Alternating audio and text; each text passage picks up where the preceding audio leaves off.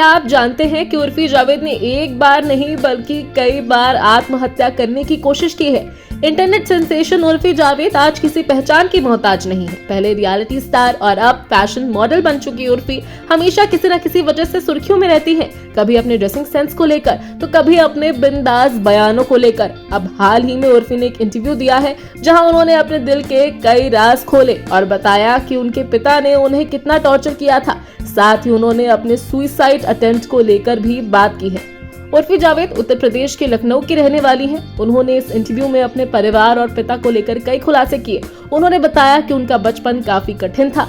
साथ ही कहा कि उनके भाई बहन और यहाँ तक कि उनकी माँ को भी उनके पिता ने खूब गालियां दी थी और तो और शारीरिक रूप से भी प्रताड़ित किया था।